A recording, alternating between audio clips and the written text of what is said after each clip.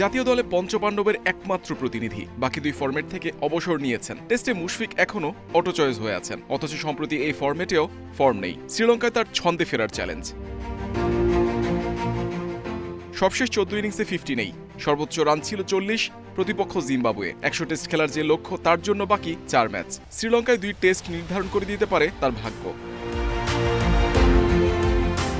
শ্রীলঙ্কার বিপক্ষে মুশফিকের রেকর্ড দারুণ। 17 টেস্টে প্রায় 54 গড়ে 1346 রান, 3 সেঞ্চুরির সাথে 750। লঙ্কান ডেরায় পরিসংখ্যান আরও সমৃদ্ধ। 8 টেস্টে প্রায় 63 গড়ে 689 রান, গলে আসে প্রথম ডাবল সেঞ্চুরি।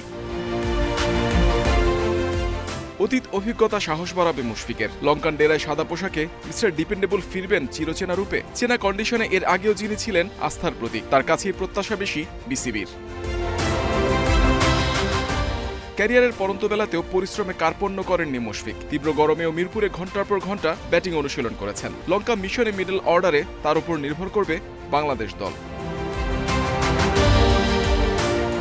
মুশফিকের মতোই লিটনের কাছে প্রত্যাশা। এক সিরিজ পর টেস্টে ফিরেছেন। সম্প্রতি টি-20 নেতৃত্ব পেয়ে আমিরাত ও পাকিস্তানে ভরাডুবিতে বাড়তি চাপ তার ওপর। নিজেও সেরা ছন্দে নেই। টেস্টে সবশেষ 11 ইনিংসে 50 নেই লিটনের, সর্বোচ্চ 40 রান উইন্ডিজের বিপক্ষে। শ্রীলঙ্কাতে 3 টেস্ট খেললেও চোখে পড়ার মতো তেমন পারফর্ম করতে পারেননি। 23 গড়ে 115 রান করেছেন, আছে একটি 50।